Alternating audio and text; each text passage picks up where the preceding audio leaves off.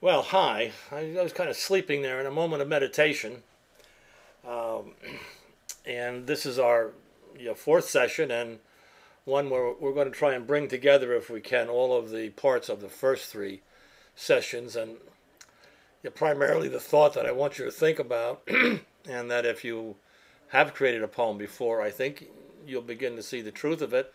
May be startling for you to think of poetry as a psychic moment, but it is a psychic event as much as a voice or a vision, and as much as the human orgasm is a psychic event. And it is somewhere in between those two, the psychic visions and voices, which some small percentage of us hear on occasion, moments of high stress that may be mixed visions and voices together, is that we know them to be true. It's not a hallucination. They're very vivid. They're very clear. In the case of voices, we hear them. We immediately recognize the truth of what's being said, and we bend to it, meaning that we feel that to ignore it would be foolish. It's giving us some guidance, and that guidance is true. We should follow it. And the same with the visions. The visions may speak to us, or they may just be a picture, whatever, a scene. But we know that scene to be of great import, and we know that we should be watching it, and we should try to figure out what is being communicated to us. And again, all communications from the unconscious or the psychic world are metaphors. We can't really take them directly, nor can we take the book of Revelations, which is the outcome of a psychic event, literally.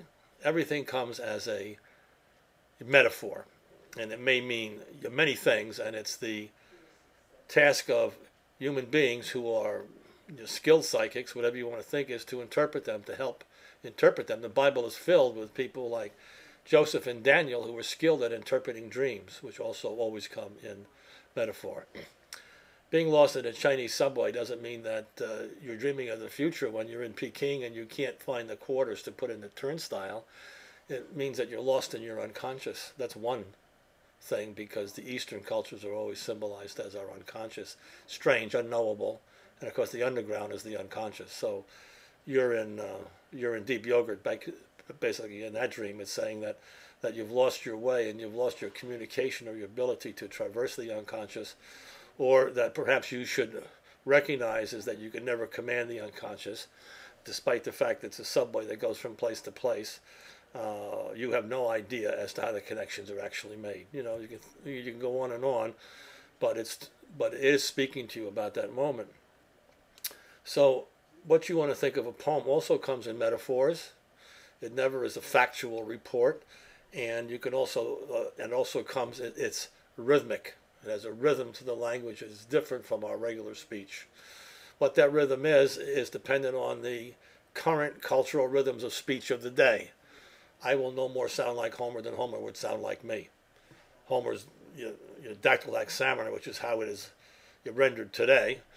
God knows what it really sounded like as he chanted or sung it, but it was probably a lot looser footed than the literal transliteration, basically, of the great oral epic shows it to be. But it was six stressed, and it was dactyl, which fits into the Greek language very nicely, as iambic does into the English language. So, and today's language is extremely loose-footed, both in its poetry and in our everyday speech. We don't speak like, "Forsooth, I saw the sun today beneath me," which how people would talk, basically, in the time of Shakespeare. That's a bad imitation, don't hold me to it, but it's a kind of elevated rhetoric, basically, that they would leap into on occasion, or perhaps more than they should have, as Shakespeare shows us that he knows how people speak in their ordinary moments, not how they speak, "Forsooth, I saw thee on thy road to heaven," So that's the kind of elevated rhetoric that was present at that time, that people resorted to it at times of communication. They really wanted to get with it, whereas the gravedigger in Hamlet, and Hamlet himself speaks a very ordinary, loose-footed English at the graveside. So, be that said, that in fact the thing I want you to think about as a psychic moment, a healing moment, the moment that the conscious and unconscious come together and we become whole again. That's the miracle of poetry. That was poetry's original role, if you can think of it as the way that men spoke to the gods. The first poems were prayers. There's no doubt about that in anybody's mind, I think. And that continues today. I may have mentioned that when people have heard myself and other poets do soul speak, people who were spiritual religious people were drawn to it immediately because they recognized it was the speech of the soul. People who are highly spiritual people, whether they're religious people or just spiritual people, recognize there's a difference in our speech when it comes from the unconscious or the soul, and they were drawn to it immediately. In fact, it does have that sound, you know. It's not a performed sound. It's not a hyped sound. It's just the sound of what happens when you speak from a very deep place inside you, and it comes out automatically. It's rhythmic, and it has its own tone in nature. What is important, I think, to really understand now, once I've just somehow convinced you that it is that moment, and I may have convinced you that it brings the two halves of us together, and we have a slight orgasm because they're mating, they're coming together, and they're becoming one for a few moments, and you're coming back to becoming fully human. Our feeling and our thinking selves are becoming one. It's also a healing moment, because that's exactly what all thought and theory, spiritual, religious, scientific, have been teaching us for thousands and thousands of years, is that to be balanced, to not go too far on one side, as the Greeks said, or too far on the other, but to be in moderation, to have the self and soul in some kind of dialogue, the spirit and the self, the mind and the spirit. You can keep calling it 1,000 things, doesn't really make any difference what you call it. You know what it is. It's to bring those two halves of us together, because that's how harmony is established, and with harmony comes peace and balance and the end of the distress that people go through, not knowing who they are, feeling who they are. The task in life is to become yourself. That's not an easy task, because we start off our life becoming like our moms and our dads, who start out their life becoming their moms and dads. So there's so much baggage handed down that we pick up automatically as guides.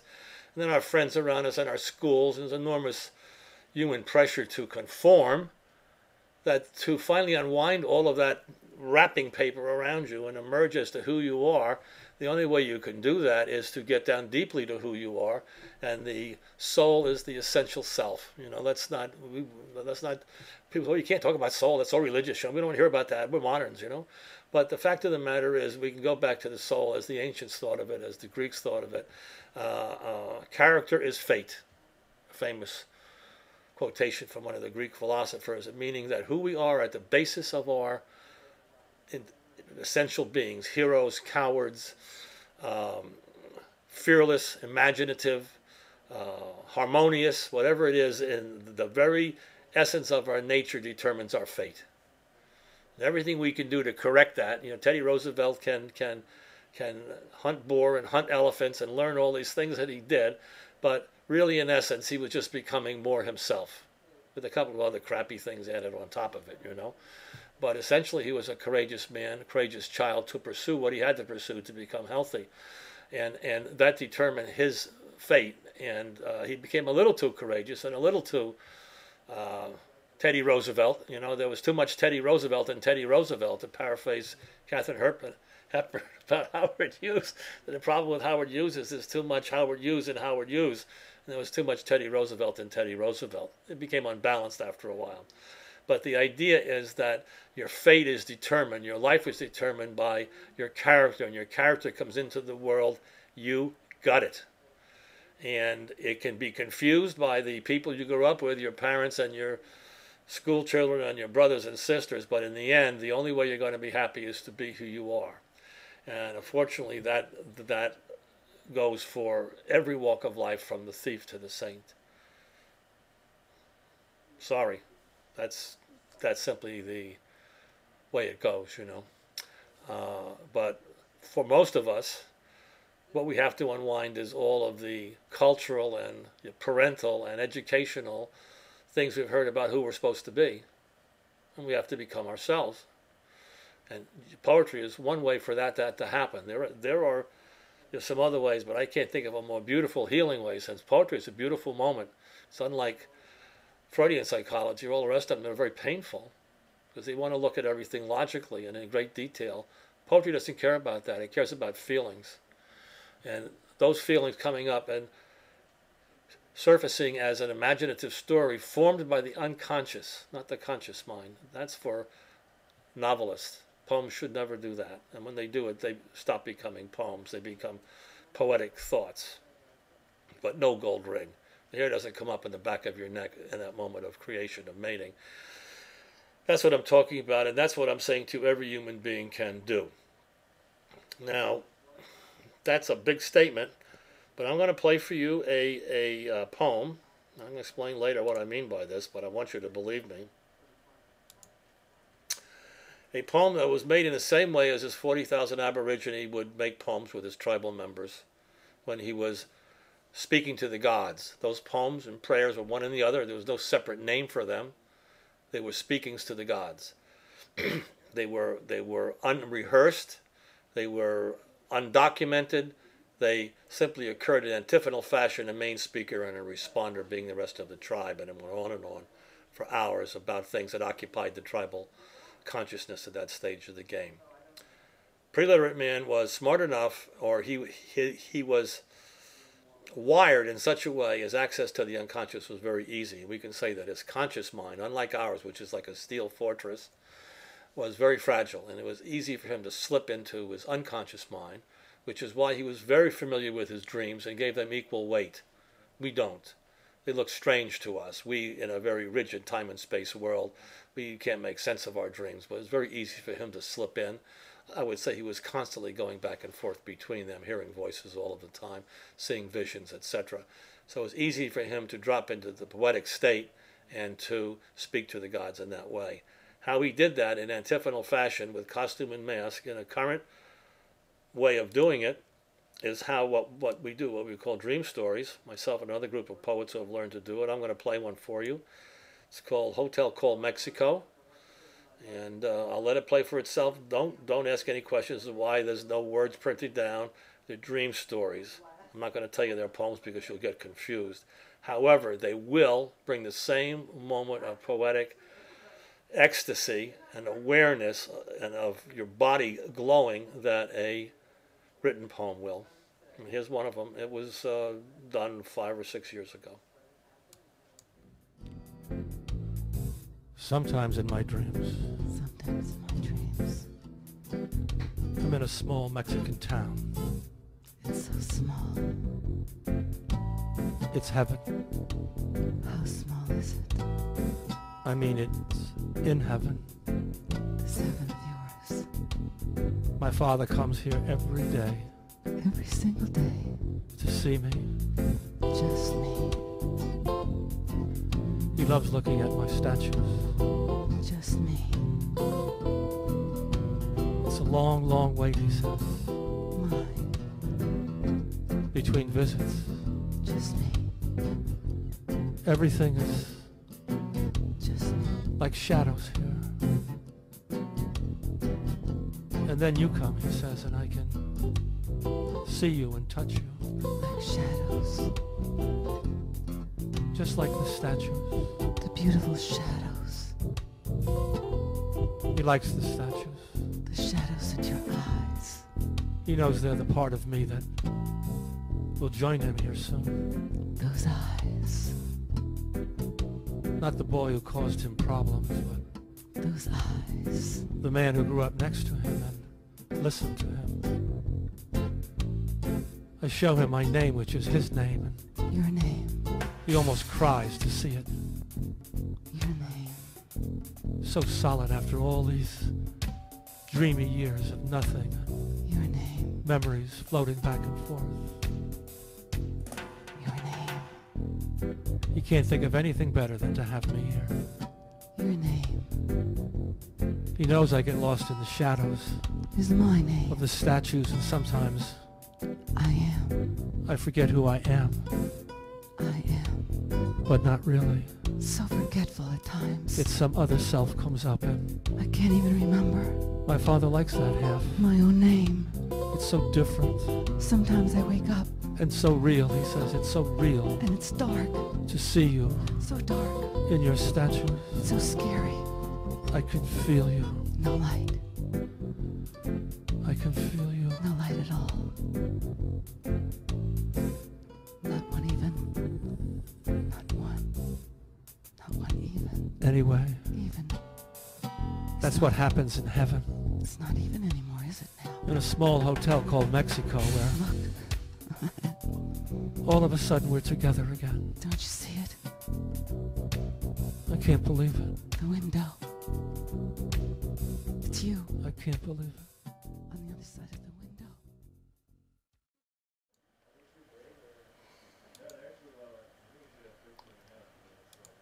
Well, here we are back, and you had a chance to see and hear that. Let me just say how that was made, and at one stage in the future, I'll show you a video of how it was made, because we ran like a 7-Eleven observation camera on the studio when we did that particular poem.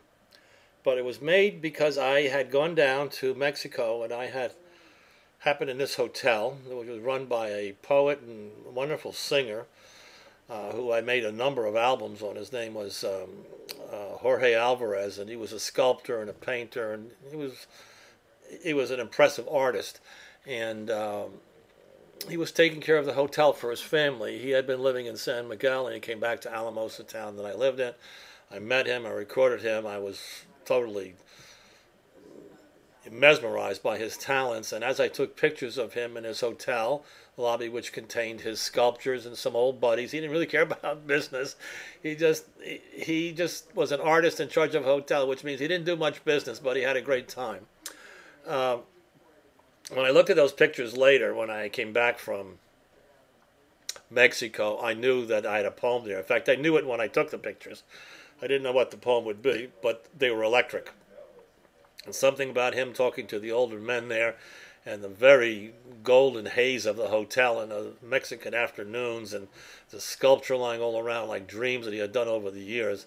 When I got back to America, that I took out some rough photos and rough videos, put them on the computer, looked at them, I could feel the poem starting to erupt out of me, and I called up Scylla Liscombe and George DeJong, the musician that we work with. I said, I got something that wants to be born.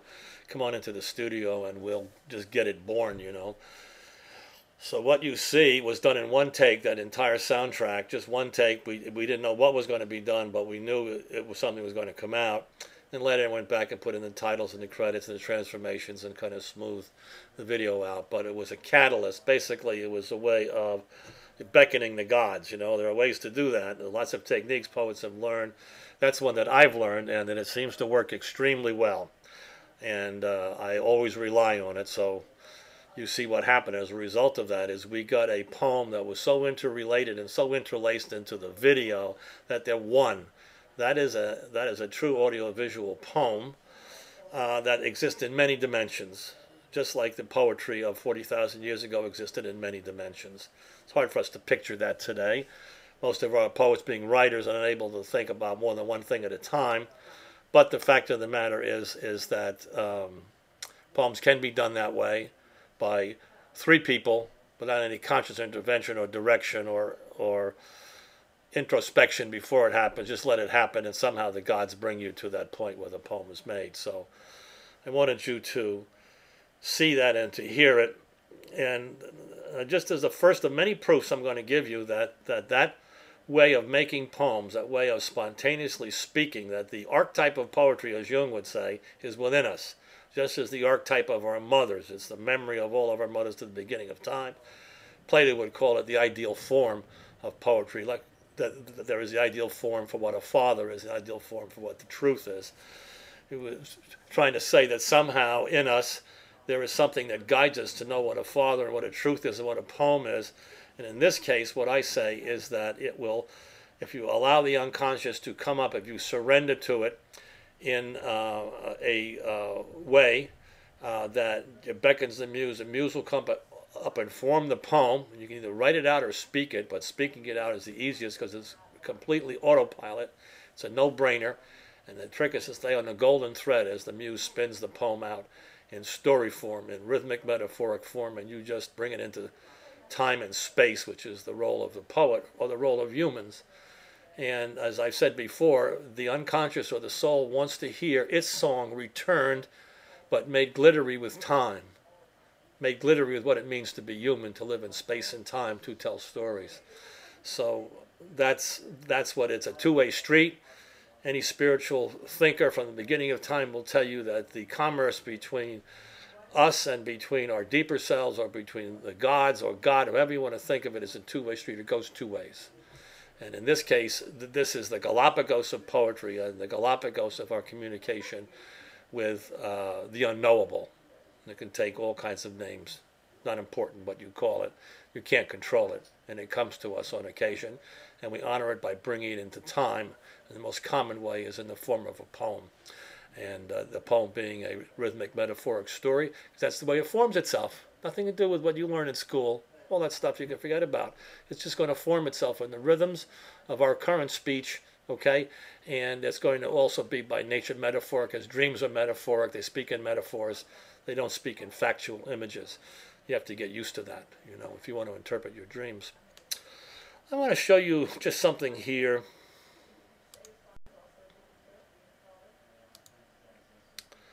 About some web pages that could be of interest to you. And the one that's really of interest to you that you want to get down, if you can see it, it's Justin Spring, or let me drop down a bit to About Justin Spring. And that's justin-soulspeak.blogspot.com. That's a blogger blog. That contains links to all of these other things. And they basically contain links to video soulspeak and radio soulspeak, ways that we show our own dream stories, both in audio and in visual audio form, as well as those of others, and some books about the oral creative process, which there are no real books on it. There's a lot of scholarship on it. There's a lot of guesswork by scholars, but they're always trying to explain what was done in pre-literate times, in the times of Homer, based on what they know about written poetry. And although it's close, it's not quite enough. And unless you understand the way oral poetry is formed, you really don't understand oral poetry and how it is an automatic, unmemorized process. And if you want some books about that, when you get to About Justin Spring, you'll see there's a book there called Soul Speak, The Outward Journey of the Soul. It's a book you may want to take a look at, and also there's a book which traces poetry back to the Galapagos of poetry, which is tribal poetry, and gives you some examples and shows you how to actually make a contemporary version of that very earliest poetry yourself, some ways to kind of guide you into it. But it will give you some idea of the way that the ancient oral poetry was really formed and its real characteristics, and not its imagined characteristics as we have with our scholars who or just make the mistakes you make when you don't know what you're talking about and you think you do. So I would urge you to take a look at that if you have an interest in that, as to how history changed itself over the years. Something that many poets who are excellent poets know nothing about. Absolute zero. Absolute zero. They just have imagined things about it like these scholars do. And the other book that you may want to take a look at is one, it's called Alice Hickey, but again, if you go to About Justin Spring, you'll get the linkage to it. It's called Alice Hickey, Between Worlds. It's a recent book, and it is a record of a journey. I call it a novel, but it's really a fictionalized memoir of the period 2000-2007 that took place, where in the year 2000-2001 I was subjected to a series of visions and voices, and finally a long enigmatic mythic poem I didn't understand at all that came to me as a culmination. I then spent 6 years trying to figure out what the heck was going on. I knew I was giving a message. I was smart enough to figure that out, but I didn't understand why me, and I didn't understand why the message, what it meant. So as a psychic by the name of Alice Hickey helped me unwind that over a 6 or 7 year period. It's a good read because we traveled quite a bit, trying to unwind it, and Alice had a fantastic background. She knew both Robert Graves and Carl Jung. She was in her 80s, or just about to become in her 80s when I met her. And she had traveled throughout Europe and was an extraordinary psychic. So one of those psychics who know about things as well as being able to do them, and who knew both sides of the story, you know. So one of the things I wanted just to draw your attention to when I say that ancient times, in terms of pre-literate times, were the times when the poetry was born, and that the pre-literate peoples had a different consciousness than we have now. I'm going to show you a picture of the man who first brought that to light. We had been writing as a modern European civilization, you know, I'm talking about the past 300 years, about dark tribal cultures for some time. Nobody really understood them. Not really. They thought they did. They thought they were dumber versions of us, who had a modern consciousness, meaning that modern consciousness was one in which we could plot our futures.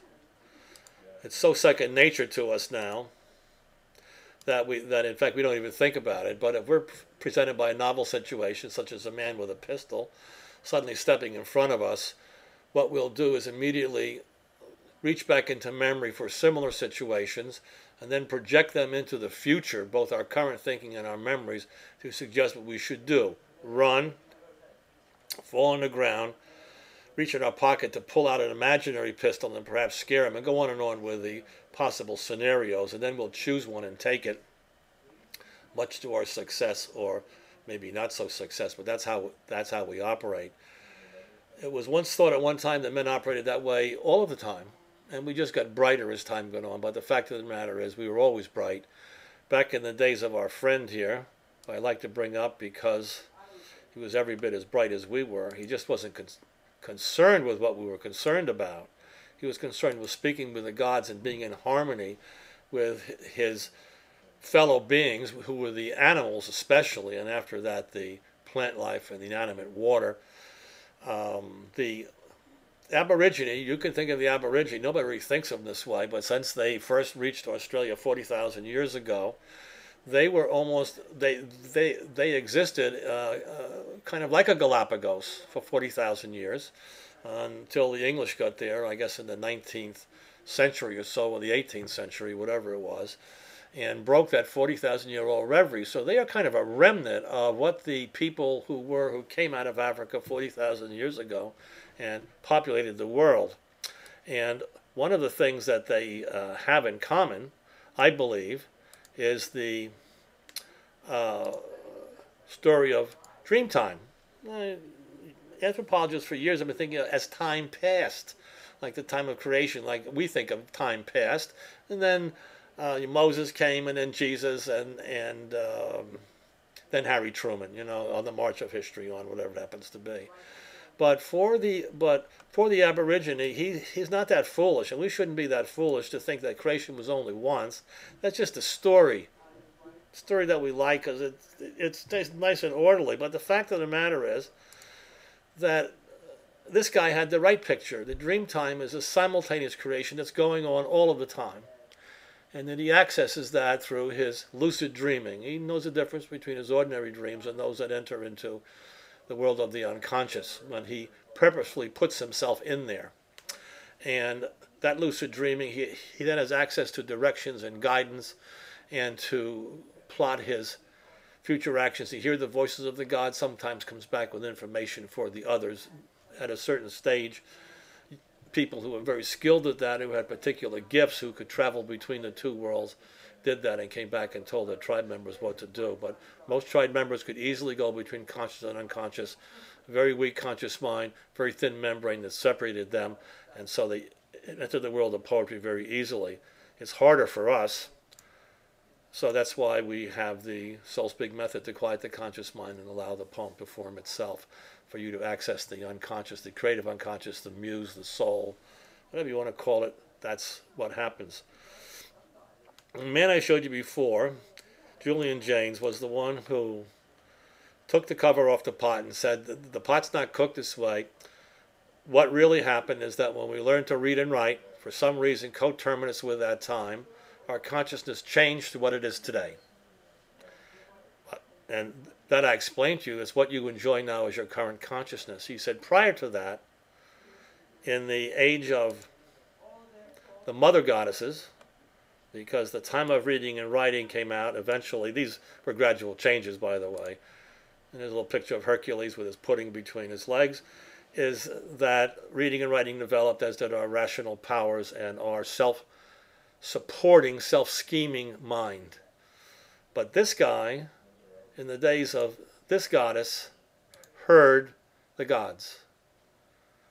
Both for direction, when they encountered a novel situation of a man with a gun, a voice would speak to them, tell them what to do, and they would do it. The voice was so true and so demanding and so authoritative, they never questioned it. And they went to their destiny guided by the gods.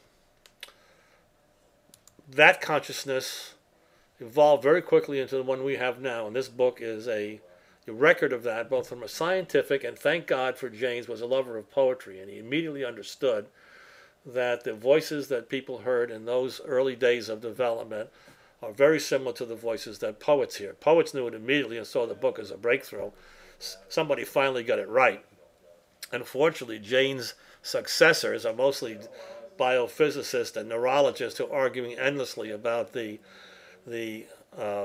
medical and physical and the neurological basis that James presents for this fact that these people heard voices, and he posits that the right lobe was capable of forming words just as our left lobe is today. And if our left lobe goes today, we can't speak. We lose all our language capabilities, you know. So he went on to say there was a bridge, that it was capable of forming words, and in fact those directions, without saying what caused that to happen or why the voices were felt to be so true and why they turned out to be so true, if you could interpret them correctly, he doesn't go into that. It just says that the mechanism existed for that to happen, and the mechanism evolved out of existence very quickly when we learned to read and write. And you can go on to that, to the simple observation that that's why pre-literate cultures, when they're invaded, not in an evolutionary sense, but in a invading sense as conquerors, when they take over a pre-literate country or section of the country, such as Africa or North or South America, they simply destroy the culture. The culture can't stand the power of the reasonable, scheming, plotting mind of modern man. Its voice was an artistic, poetic, intuitive voice, mind that relied on the voices of the gods to direct it in what to do. And unfortunately, the gods didn't come through. Or if they came through, that the people went to their heroic deaths knowing it was their end, which seems to be somewhat the case of the Mesoamerican Indians, as they had predicted that would happen. Be that as it may, what we can say about this man is that he was capable of producing poems all of the time, and he did it communally, which is much different. It's hard for poets to believe that, oh, how could that happen? That can't happen. You know, you have to be alone with your pencil, but that's complete nonsense. The Galapagos of poetry lies with this man and with his tribe. And if he were the leader of a tribe, he would start out his poem, which were considered prayers, or probably weren't considered either. There's the way he spoke to the gods. They would go into a state which was semi-conscious, which is bordering on the unconscious, ask the gods to assist them, and out of them would come the prayers and the speaking to the gods for guidance, and the gods would speak to them. So, and would speak through them as well. So it's a very complex operation in which the gods speak to men and the men speak back to the gods, and that's pretty much the origin of poetry. We can go into the details on that. I have a lot of that in the book Alice Hickey about how it most possibly developed. But the important thing is that a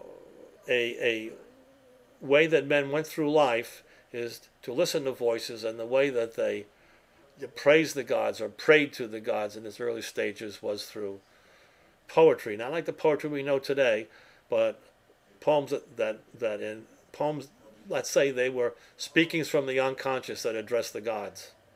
That's the really best way to say it. And that's a very accurate description of poetry. And they imitated the voices of the gods that they heard because they went back to the gods in rhythmic, metaphoric statements. It's one big circle if you want to think of it that way. You know, they hear the gods and then respond to the gods in a way that they know the gods want to hear because that's the way the gods speak. So I'm going to say that poetry was the first language. Men heard the voices, imitated the voices, spoke, and like Emerson said, poetry is fossilized language. At some stage, the first human had to speak, had to create a story, although there were no stories, only some inchoate desire to say something that was different than anything that had been said before. They reached back into memory and created something wholly new, created a world, brand new world. This happened. I went down to the river and saw you and wanted you. That's it. That's the beginning of a little mating that may have taken place. So what I want you to think about your poetry is that deep in the recesses of our culture, going back and back and back, is the beginnings of poetry. It's when the gods spoke to men and the men responded by speaking in the manner of the gods, and they became the first poems, the first language, the first stories. They became everything. That begot the creation of the world that we hear about in the Bible until today. If you really want to ask who we are animals who are a collection of stories. You can't stop creating them, can't stop listening to them, can't stop viewing them. And if we were like a huge bowl in which the stories come in from all kinds of sources, some asked for, some not asked for, dripping out of the bottom of it, filling up again. It's untold numbers of stories that define who we are. And the most powerful of them, the ones that describe our innermost being and how to achieve a harmony, are poems, or those speakings that we issue from the unconscious from the unconscious and bring into consciousness so that our two halves can come together. Excuse me for a second. With all that said, that's a big mouthful. People are going to have a hard time in digesting it. But I think if you pick up a little bit of Julian Jaynes and pick up a little bit of Soul Speak, Our Journey of the Soul, you can download the PDF, or a little bit of Alice Hickey as you get into it. It's a novel, so it's not meant to teach directly. It teaches indirectly. But I think when Jaynes' book is available in any library and you take a look at it, that in fact you will begin to understand that was true. And I'm going to make a statement that is equally true that Jaynes backs up, that not only poets have a remnant of that early consciousness that allows them to create poems easily, to speak from the unconscious, but that every human being has it too. And I know that because I've taught what I call a soul speak method of quieting the conscious mind and allowing stories to emerge, rhythmic, metaphoric stories from the unconscious, poems, all by themselves. They don't have any knowledge of poetry whatsoever, and it'll come out beautifully formed as a story poem, and it will move you, and it will move the person who speaks it out, or the persons, and most of them are done antiphonally because it's the easiest form. It's hard to believe, but it's the easiest form for the human beings to do. It's in our wiring so deeply that we can't miss it. It's almost as deep as sex, if you want to think of it that way. It doesn't take much education to have sex, does it? Probably not at all. And the way, once you've seen it or heard about it or thought about it when somebody told you, you're off. And that's the same way with this poetry. You hear an example of it like I did before, and something inside you starts to light up. All you have to learn then is the soul speak method, and the same kind of poems will pop out. I'm going to play one more for you. I'm going to sign off with it. It's called Memory. It's about the mystery of stories, where they come from. We think we know it all, but we have no idea where our great stories come from, where our Quran comes from, or where our Old Testament comes from, or where the great epics of Shakespeare and Homer come from. They're coming not from their conscious minds, that's for sure, coming from a deeper source, often going beyond the individual unconscious into the collective unconscious, and they continue to move us over and over again. So I'm going to play something about memory, which is the key to all of our stories, because stories are formed not out of the present, That might be the thing that jogs us, but the thing that we really awake from is the medium of stories is memory. And that's what our storyteller's innate ability uses as fuel for the story, which then becomes a memory again. It's one big circle. Don't think about it too much and get dizzy. Read the appendix to Alice Hickey if you want to learn some more about how our mind works in a thematic way, okay? His memory. Hope you enjoy it.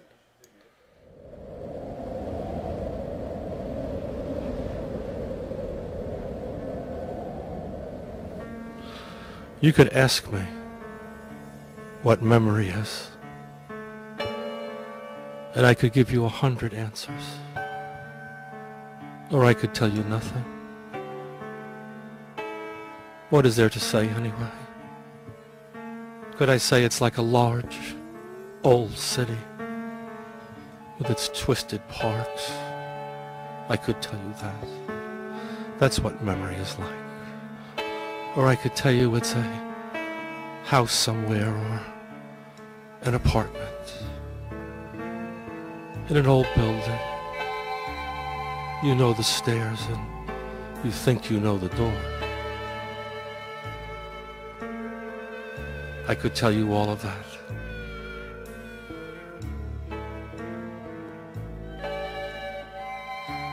But it would be a lie.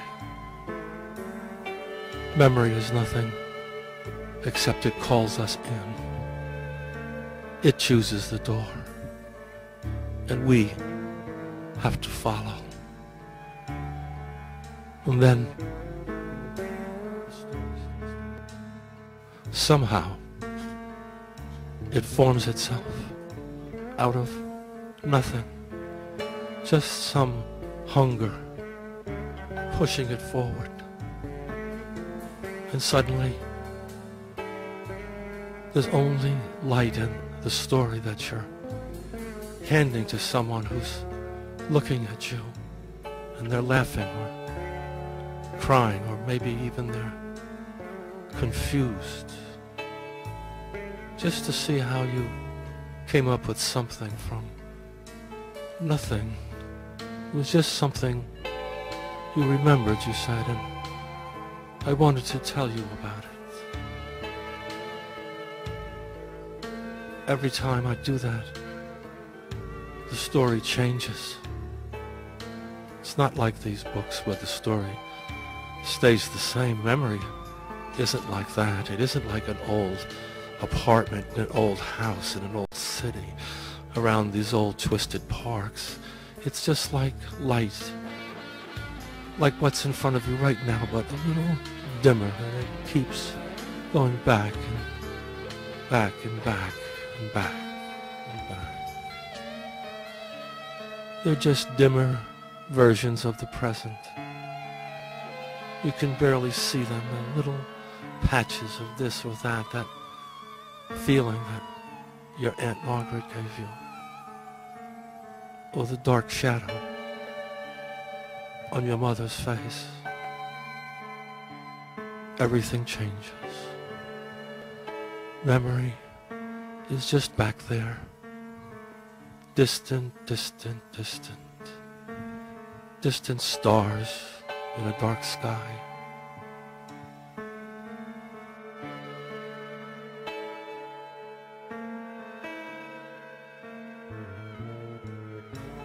What is solid anymore but these little scenes, smells, touches of something, and then something like hunger or desire starts to go back and back. And suddenly everything takes blossom from the dark, dark star in the distant heavens. Like this story again. I keep trying to tell you that it comes from nothing. Just stars in a vast heaven that somehow somebody put there.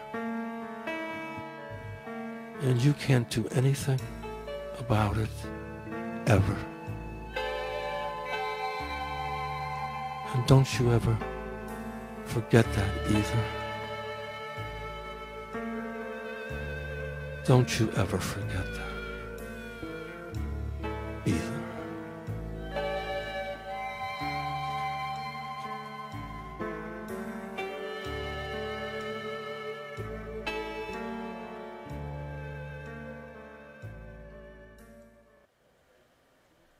So,